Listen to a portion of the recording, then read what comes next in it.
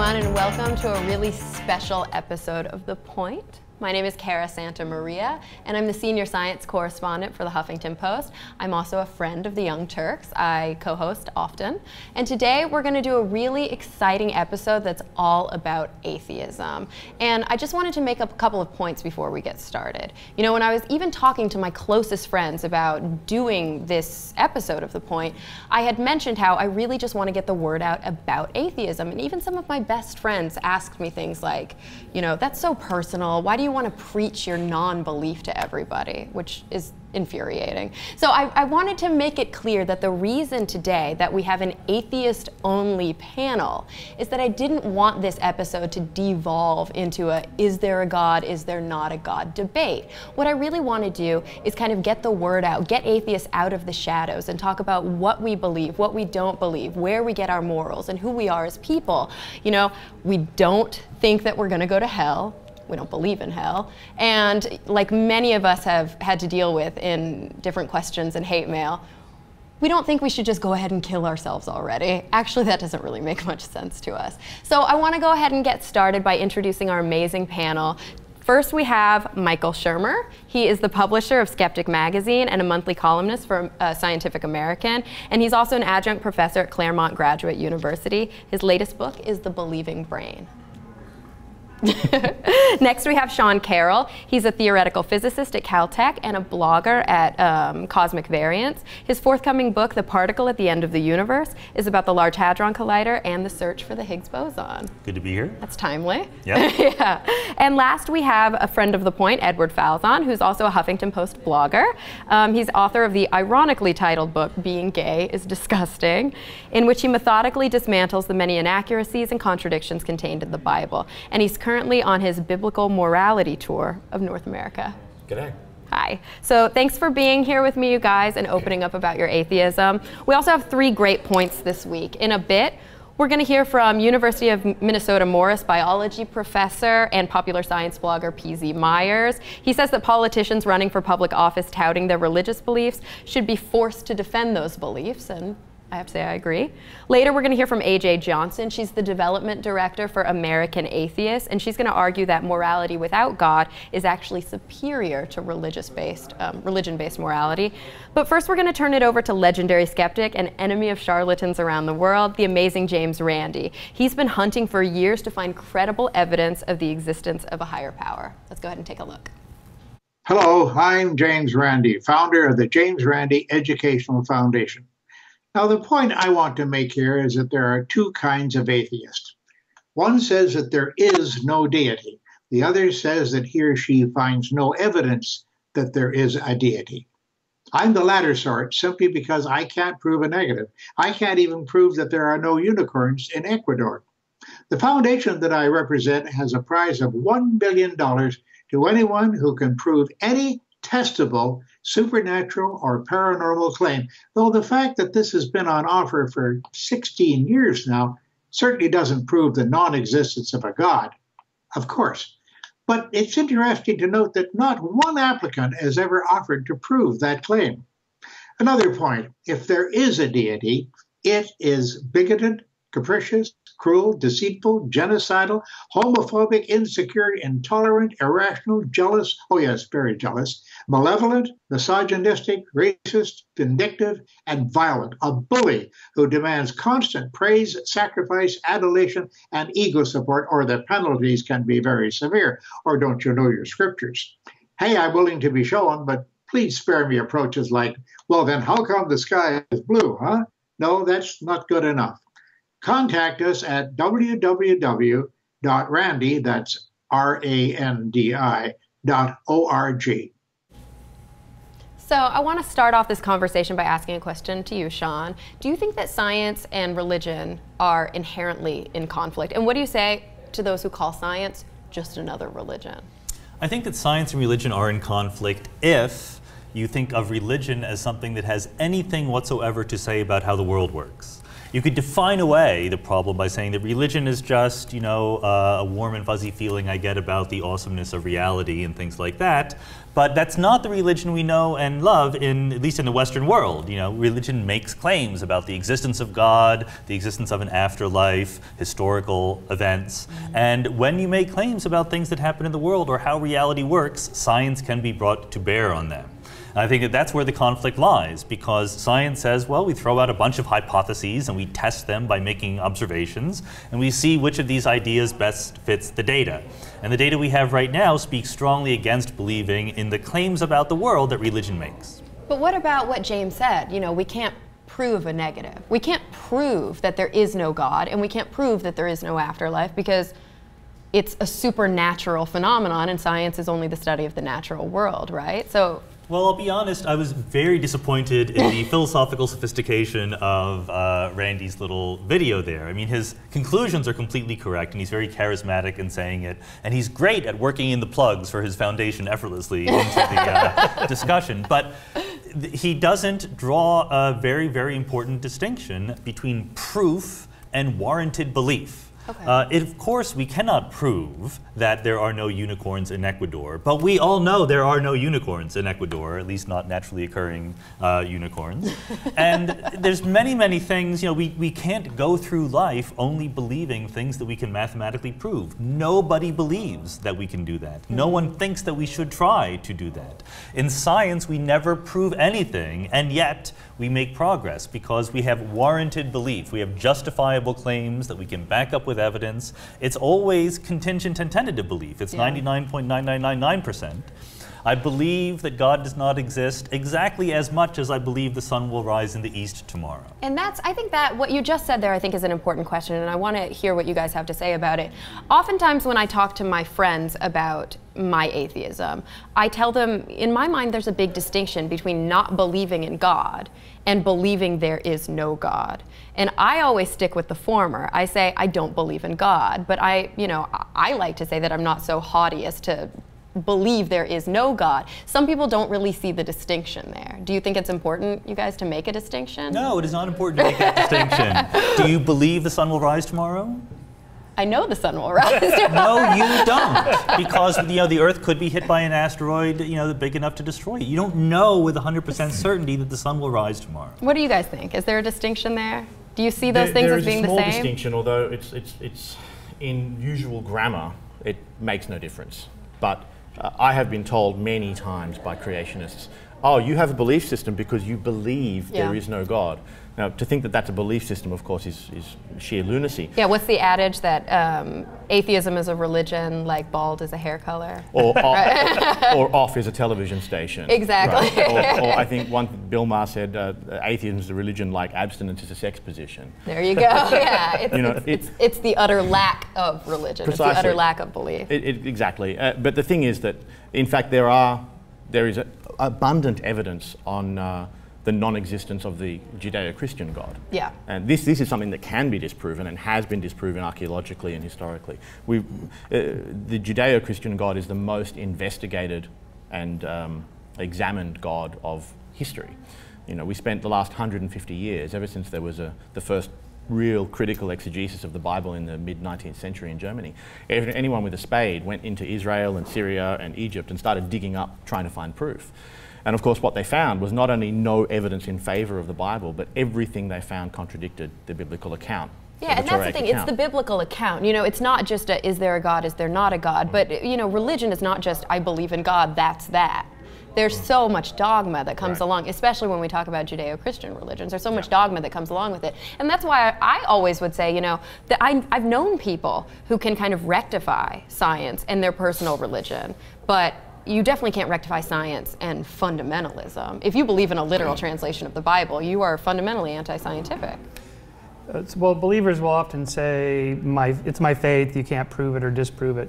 But in fact, they make claims that are testable all the time, that prayer works, they pray for their loved ones, they pray that Aunt Mary's cancer goes away. And Aunt Mary's cancer went away, and they take credit for that.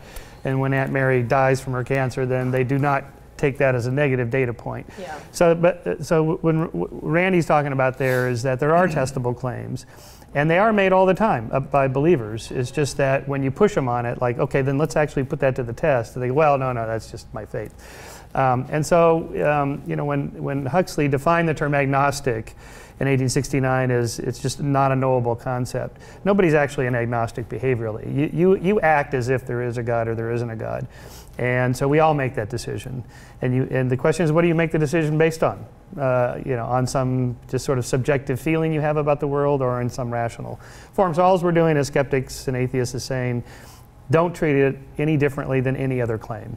It's just if you think God acts in the world in any way at all, and every believer thinks that God acts in the world, you know, in war or football games or cancer cures or whatever, they all think that. TiVo. Yeah, exactly. So if you think that, then it's legitimate for scientists to say, okay, in what way does God reach into the natural world and stir the particles in some way that causes DNA to do something, or cancer, or the football, or whatever, to change direction? And therefore it should be measurable, and a physicist like Sean should be able to say, show me where the particles are being pushed by some other force that we don't know about. Yeah, I think you guys are actually being far too forgiving to religion. The rule is you should judge the claims of religion exactly the same way, like Michael says, you judge every other claim. And you're not agnostic about all sorts of weird claims you can't prove or disprove. You just say, that's silly, I'm not going to believe it. You should say the same about God. Well, and I think it's important for us right now at the top of this show to make the distinction between, like you said, atheism and agnosticism, because I think, you know, a lot of people come to me and they say, well, why do you say you're an atheist? That's, you know, a pejorative label. I don't want to call myself an atheist. I'm going to call myself agnostic. And some people will say, oh, you know, piss or get off the pot. Other people will say, well, I feel like that word doesn't really mean anything. And one of the first times that I think I came to grips with the fact that I am an atheist is after I read this book, The Case Against God by George Smith. Or Atheism, The Case Against God. And one of the important kind of points that he made in it was that we're all agnostic because nobody really knows. And whether, like you said, some of us are theistic agnostics and some of us are atheistic agnostics because we're going to act in such a way as to say God exists or God doesn't exist. But nobody really knows what happens when we die. Nobody really knows without a shadow of a doubt, like we said, whether or not God exists. I can tell you if you'd like to know. I'm sure we'd all love to know. But, you know, so I consider myself an atheistic agnostic, you know, but why carry that label around? Remember Colbert said an agnostic is just an atheist without balls. And I thought, okay. Exactly. That's probably right. And the interesting thing, too, you know. The reason you're hesitating at all is because we live in a Christian nation in which atheism is a bad word.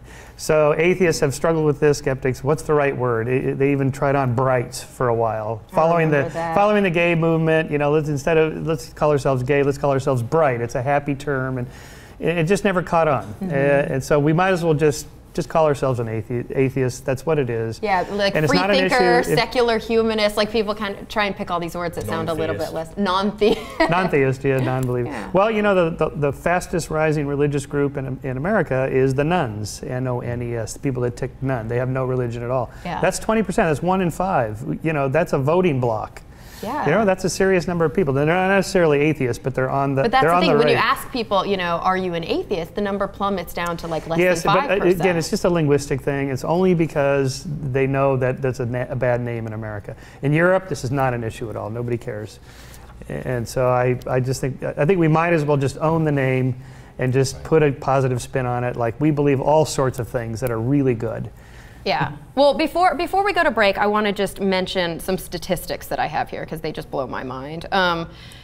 In America, as of June 2012, in the most recent Gallup poll, 46% of Americans believe God created humans in their present form within the last 10,000 years, and only 15% think that humans evolved over millions of years from less advanced forms of life, and God had no part in this process.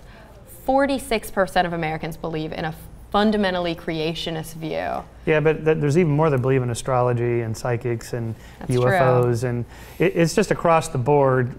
an irrational society. And strangely, so there's nothing particularly special about religious superstitions. In America, 33% of scientists say that they believe in God.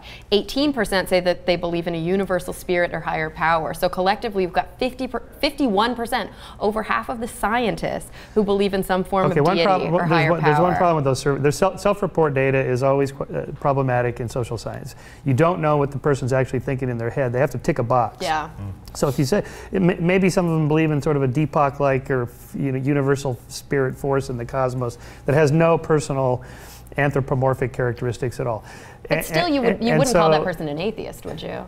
Well, they might believe not, in a cosmic consciousness. but they don't believe in a Christian God, something That's like true. that. So when you say a third of scientists believe in God, we don't really know that they mean the anthropomorphic Yahweh. Yeah, it's their definition of God. Probably. When you refine the surveys, the numbers go way down. Mm-hmm. Like members of the National Academy of Science, it's a single-digit number depending on which area you're in. As seniority goes up in the, I think it's the National Academy and similar bodies and also around the world, as the seniority and the level of science goes up. Eminence, as eminence goes up. But also the definition of scientist in some of these. That's true. Surveys. Who are we defining as a scientist? Right. And also, I think as you leave America, you start to see that number plummet too. So I want to go ahead and take our first break and invite all of the viewers out there to leave comments below, and we'll be right back in a bit.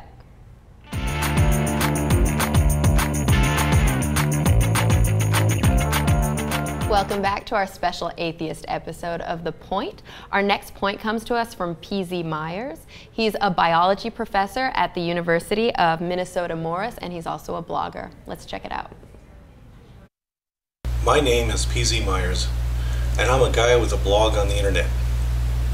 My point is that I believe as politicians use their piety for political capital, it's time for atheists to nail them to the wall for the absurdity of their religious beliefs. Recently, after the landing of Mars Curiosity, Richard Dawkins made a comment on Twitter with reference to Mitt Romney. Yes, America still manages to reach Mars despite half the country preparing to elect a man who believes he will get a planet when he dies. I echoed it on my blog. It immediately stirred up complaints. People cited Article 6 of the U.S. Constitution. No religious test shall ever be required as a qualification to any office or public trust under the United States. That does not apply. We're not suggesting that believers should be prohibited from running for office, but if they're going to campaign on their religious beliefs, it should be made an issue. Clowns aren't forbidden to run for office either, but if they show up in a big red nose and clown shoes, we get to point and laugh. Dawkins was accused of bigotry. It's not bigotry to bring up relevant questions about the competence and intelligence of candidates. If a political candidate is going to bring into his office the Mormon leadership or the Catholic hierarchy or any peculiar institution is going to influence policy in irrational ways, it is a legitimate concern for the electorate. As long as candidates are going to campaign on their religion, atheists ought not to suffer the argument in silence. As long as their religious beliefs are going to be used to justify destructive policies on education, foreign affairs, the environment, and science and technology, we have an obligation to criticize those faulty premises. You can find more from me at freethoughtblogs.com/Pharyngula, which few of you will be able to spell, so just Google PZ. I'll be somewhere on the first page. I have to admit, I always thought it was pronounced pharyngula, not pharyngula. I know. That's what you get for reading. Right? I probably shouldn't have said that out loud. So my first question is for you, Michael. Do you think we should be asking Obama and Romney more about their religious beliefs? It'd be my preference that we don't talk about religion at all because it's not supposed to be part of the political process. The whole point of a secular government is that it doesn't matter what religion you are, or even if you're not religious at all. These are the rules, this is the Constitution, this is what we're talking about. Unfortunately, that's not the country we necessarily live in, so these things do come up. And to the extent that any candidate ever leaks that he's informing his political decisions based on his religious preferences, then yes, I think we should push that line of inquiry. So for example, Paul Ryan's views on women's reproduction rights seems to be informed by his religious beliefs. So to that extent, then I think it's okay to push him on that. Somebody like Kennedy, who dispensed with his Catholicism and it never seemed to influence his political decisions, okay, fair enough, then we'll just drop that and focus on politics. But someone like Bush, who says, I talked to God and we're going to war, well, yeah. then it's okay to push it. So. I mean, and that's a big difference between somebody, again, who is kind of a fundamentalist, somebody who uses their religion as a platform for every decision that they make in their lives, and somebody who's kind of casually associated with their religion, somebody who feels the need to be outspoken about it from the beginning. But don't you feel like we've turned into a country where the more religious you are, the more likely you are to get elected? In the Republican Party, hell yes. But what about Obama? I mean, Democrats too. Obama got elected, and you know what? I was really excited on Inauguration Day when he was elected because he gave a shout out to non-believers. Yeah. And gays. Yeah, and gays. Yeah. And it really meant something to me. And I always got the feeling that he was, my mother's a secular humanist, and like he never really came out and say it, but I got the feeling like, Obama doesn't buy into this shit. But now, all of a sudden, I get Bible verses on my BlackBerry every morning. And I mean, he's just pandering to the electorate, no? I think he might be, but my philosophy is that we should believe what people say unless we have evidence to the contrary. I think that he says that he is a Christian and a believer, and I take his word for it. Yeah. He's also a politician.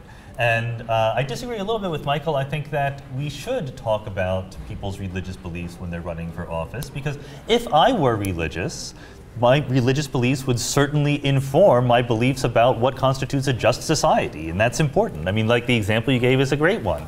If I believe that life began at conception and is murdered to have an abortion, that would affect my views about public policy. How could it not? So I think this is a very reasonable conversation to have. And you can be pro-religion or against religion, but I don't understand the attempt to pretend that religion doesn't matter for other beliefs that you might have.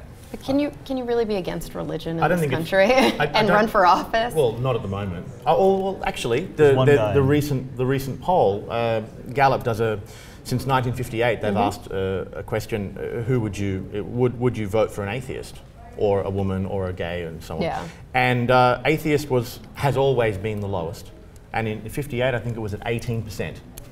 Now it's at 54. It broke the 50% mark mid last year. But we still don't see out loud. Yeah, we still don't see outspoken atheists holding public office. I think there's one atheist. There's one outspoken congressman. Yeah. And did he run? One declared atheist. Yeah. Did he declare himself as an atheist before he ran? I'm not sure. It's like once you get in, you're like, okay, now I'll let you know. There's no question that in the United States, you don't win votes by declaring yourself an atheist. I think that PZ's point is that, nevertheless, those of us who are atheists should be able to comment on what the religious beliefs of candidates mean. I think it's not just about the atheist questioning. I mean, if you expect the world to end in our lifetime, this is not even about the morality, the questions of moral laws. If you expect the world to end in our lifetime, you're not going to. It's bad to put someone like that as the environment minister. Oh, it's so scary. What do you call it? Secretary for the Environment. Sorry. That to me is the scariest aspect of global climate change. Is that it's not just that there's kind of a right-wing agenda that's based on, fiscal policy or what have you, that says, we don't want to put all this money into helping to protect the environment because we don't really believe that climate change is real. And it's not just that it's anti-science, but there's a small sect, actually probably bigger than we'd like to admit, sect of people who think the world is supposed to end and who aren't going to try to change that because they think they're going to fly up to heaven on a chariot with God. How fucking scary is that these people can hold public office? It's been going on for a long time. But nobody likes to talk about that. The Secretary of the Environment under Reagan apparently said, he was the worst. We don't need to worry about the environment because end times is at hand. And that was, how long ago was that now? 30 years? But this is just an extreme example of the bigger picture, which is it's that, not even of extreme. course, this is very, this is right. This is like, this is every day. And but again, if you were religious, you should use your religious beliefs to inform your opinion about other things. But my guess is you wouldn't pepper Obama with a lot of questions because it doesn't seem like he allows his religious beliefs to inform his political decisions exactly, at all. And that's how I think that's what you were speaking to. That's how a responsible politician should be. They're going to inform their decisions not just with their religious beliefs, but with science, with evidence, with literature that they can find out there. And I think that up until recently, that's how kind of the political game was going in the UK. I mean, when I talk to my friends in the UK, they say, well, we don't talk about how religious a candidate is. That's kind of off the table because that's not important to us.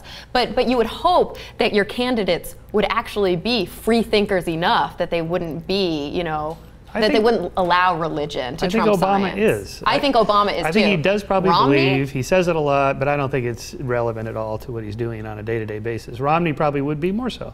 So it would, to a sliding scale. Okay, let's ask Romney about his Mormon beliefs. Does he really believe in the golden tablets that were discovered by Joseph Smith in Palmyra, New York, in his backyard? Does he really believe that? Because if he believes that, maybe that also informs his decisions on immigration or foreign policy or something like that. That would be legitimate, it seems. But somehow that's kind of off the table. I wouldn't bother Obama with that because I don't think he... Yeah, he'd be like, I don't, you know, not really. I think on a very, I think just on a fundamental level, one of the problems that I have with religious people in office is, do we want people that credulous, that instantly credulous, they'll believe almost anything they're told without evidence Well, to be I running the don't, country? but it seems like the majority of voters do. Which And is a that's bit because sad. they want their leaders, they want to have a camaraderie with their leaders. They want a leader who they could have a beer with. They don't want their president to be smarter than them. I want my president to be smarter than me. I want my president, you know, I want to put kind of my faith and my stock into a world leader that I think can be responsible for the entire country. But it seems like lately the voting Republic just kind of is more interested in having a good old boy for president. I don't know, am I wrong there? Less than half. Not the majority. We have a president That's true. now who got elected, and But right before that, we did have every Judah. election's always pretty close, split right down. You know, 48, and then the other, you know, few percentage points of independents and those who don't vote. So it's not that discouraging. But before that, we had George W. Bush. Yeah, and before that we had Clinton. So And it before- swings back and forth. And before that, we had George Bush Sr., who said out loud that he doesn't think atheists should be citizens. Yeah. I don't. I investigated that particular quote. I couldn't find any confirmation. Yeah, of I've it. heard this too. There's reason to be skeptical of that. I'm actually in the process of compiling a little book of quotes about atheism and the founding of the, Oh, of the interesting. USA. Yeah. And I found that one, and of course that's a big one, Yeah. but I couldn't find any, I don't any think. confirmation. Yeah, I think of it's that. one of those urban legends. there's a Anyone great who's moment- watching right now, I really and- want you to be able to comment, look it up, comment, tell us what you find. It's There was a great interesting. moment in the Republican primary debates 4 years ago when they were asked, the candidates, do you believe that God created human beings, you know, more or less in their current form? And it was great, both because several people did raise their hands, and because, you know, some of them were like looking at each other to know, Yeah. am I supposed to raise my hand here? I don't really know. But I think, and was actually great. Sam Brownback, who was running, you know, felt so guilty about raising his hand, he wrote an op-ed for the New York Times trying to explain himself. But to me, it is at the very least of symbolic importance for the country to be led by someone who believes the scientific picture of the world. There's hot button issues. Evolution is one of them. Abortion is another one where religious beliefs come into Climate focus. change. Climate Yeah. change can be another one. But I think that they're not separate. We can't just sort of, you know, put them over here in a little box and say, well, these are the hot button religious issues. They come into play when we're asking, how does this person think about reality? How do they judge evidence? How do they feel about what is right and what is wrong in the world? Someone who doesn't believe in Darwinian evolution is not someone who I want to be leading my country. No, because yeah, it relates to so many other aspects of critical thought. And also, these are people who are in charge of public policy when it comes to education.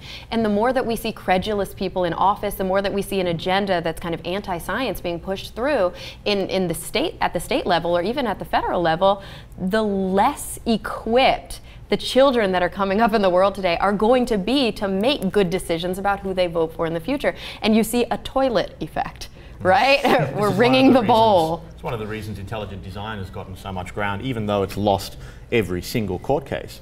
When the President of the United States says, I think they should be taught side by side, intelligent design and evolution should be taught side by side, and kids should decide. This is a nonsense statement. Yeah. But the he's fact the that the President said it And when- emboldened everybody. Yeah, when you're to do 7 this. years old, if that's what the president says, that means something. And you know Not what? just When them, you're but 50 years old. But also the evangelicals and the people pushing this, the Exactly. lobbying bodies, the schools, the school boards, the parents have all said, yes, excellent, we have a president on our side, we're going to push this now, we're emboldened to do this. Yeah, so I at think this that's one point, of the it's not even so much about religion, it's not even so much about atheism, it's about science, you know? And sometimes I think those two things can't really be separated, atheism and science. There is so much overlap there. But on that note, I want to go ahead and take our next break and invite again everybody watching to leave comments below, and we'll be right back.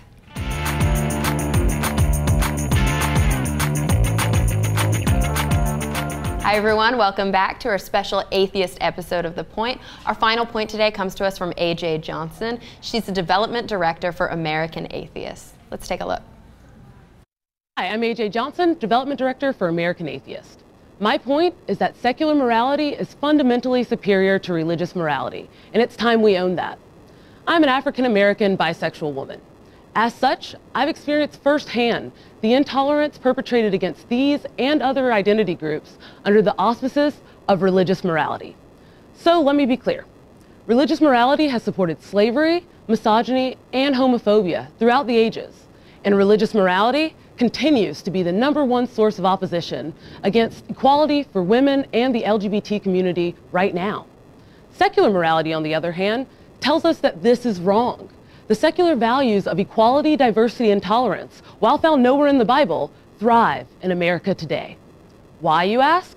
Because secular morality is superior. So chin up, secular America, and don't be afraid to embrace the moral high ground. Be proud when you stand against the hate and bigotry of so-called religious morality.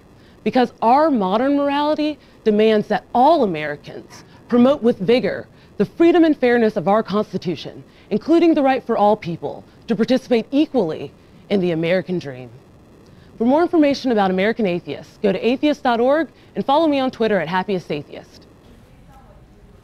All right, so I want to ask my first question to you, Edward. How can non-belief lead to this superior morality? And what do you think about very highly moral people like Fred Phelps, the leader of the Westboro Baptist Church? What would he have to say about this? Fred's a great guy. We have beers regularly. I have met AJ as well. She is the happiest atheist I've met, so she has the right Twitter name. Non-belief doesn't lead to anything. It's a distinct lack of content. AJ talked about secular morality. Now, secular morality doesn't start with a foundation of, here are the rules in the holy book. We start with nothing. So we start with a presumption of equality, I would think, and then we move from there. We don't start with, we are in charge of the world, we were created specially, women are subjected to men because you totally ate the apple first. And all, I know, I was with you people. Just you know, go on a diet. You just can't resist a piece of fruit. And so without all of that, we start with a clean slate. And from there, there's a fundamental difference in the approach to saying what's right and what's wrong. And this whole do unto others as you'd be treated is not really a great concept, but it's a good start. And this was created long before Jesus walked the earth and long before Israel had, not Israel, the Israelites I should say, had any clue about morality. We had, the golden rule was developed by Pittacus on one side of the world and Confucius on the other about 600 BC, 500 or 600 BC. So why do we, I mean, and the golden rule does seem to kind of underpin almost every functional religion, right? So, but why do you think, or why does any of you think that people who say that religion is their source of morality simply cannot understand that they wouldn't want to murder their neighbor next door if God wasn't kind of looking down on them? Why that God-fearing view?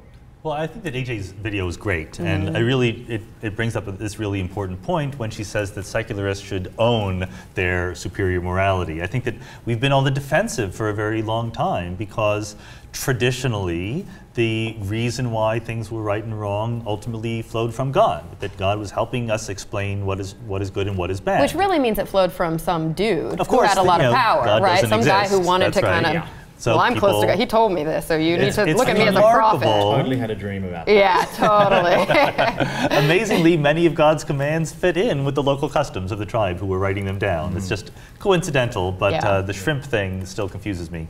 But you know, we haven't, as secularists, really given a good explanation of where our morality comes from. And partly it's because we don't know. Figuring out how to act in a world without guidance from outside anywhere is a very difficult problem. And we say nice things about equality and liberty and things like that. But we don't agree on the underlying philosophy, and we don't have the cheap out of saying, well, here's the holy book where it's all been written down. We have to think about this. Yeah, we have to write our own book. And I think that, yeah, Sean, we need to do a better job. No one actually follows. This is one of the things I'm doing on my biblical morality tour. No one's following the Bible, even the most... Thank goodness, the right? Oh, hell yeah. Praise the Lord. Even the highly moral people like Fred Phelps are not following the Bible. You get the organizations that hide behind words like marriage and family and all of this nonsense. And all they're doing is lobbying the government to prevent gays from getting married, as if that makes any difference at all to their own marriage. But nobody's lobbying the government, for example, to force people to take a day off per week. No. Now, that's a commandment which carries the same death penalty as homosexuality.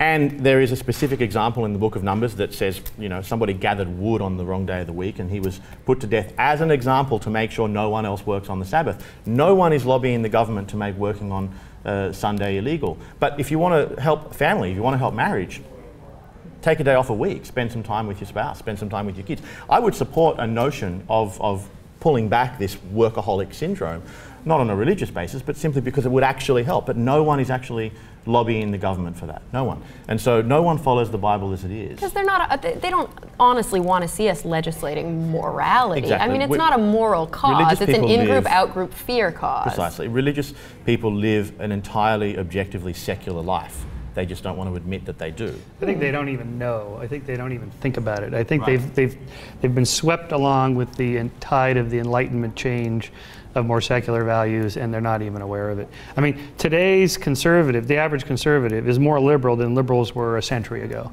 And they don't even know it. They've just been swept along. I mean, one of my favorite moments in religious history is when Joseph Smith told his wife, Emma, about the new revelation he had about the woman down the street that he was going to get to marry. Now, you can imagine how this would go over with your wife, Sean, if you said, honey, I was talking to God, and yeah, you'd get slapped. I mean, no woman would put up with this today, right? It's a black belt, it would not be a slap. It would not be a slap.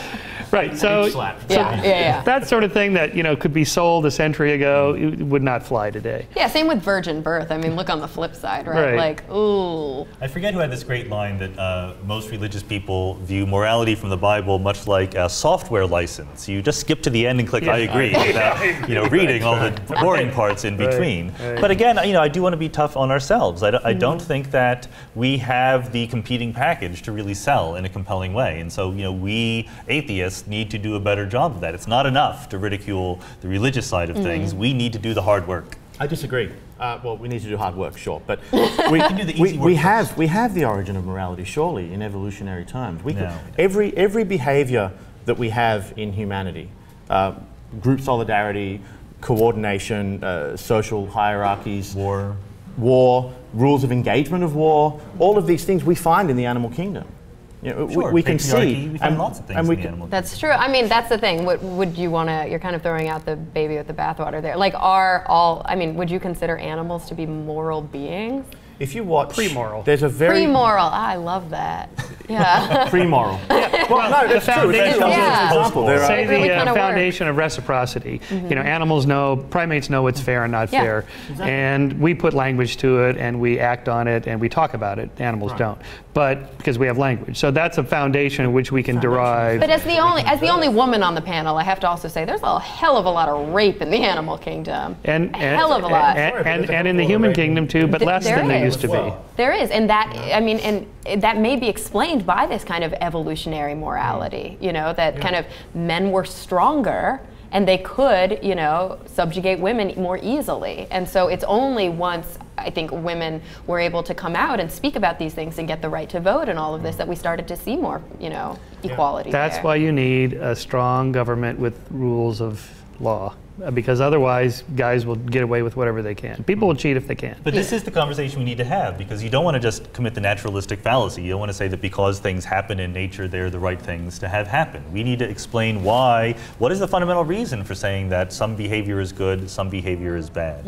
I think that evolution helps us explain why we have the predilections that we do, and evolution is certainly going to play a crucially important role in an ultimate understanding of morality, but it doesn't give it to us in any simple way. We should be able to do better than that. But I want to kind of flip the script really quickly before we end to talk about, we've been talking about kind of an intrinsic morality, you know, a lack of belief and still being able to have a strong morality and not being linked with religion. But what about kind of the religious morality and especially their view towards atheists? There was a study in 2011 in the Journal of Personality and Social Psychology that found that generally speaking, people deemed atheists less trustworthy than rapists.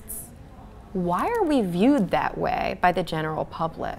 Because we're European and we were, because we're European and Christianity controlled Europe for 1,500 years. Yeah, but I mean, is it really that feels like a simple again, explanation. This is just, again, people don't think about this. They're just ticking boxes or Exactly. whatever. I mean, nobody would say that about, say, a Jew today.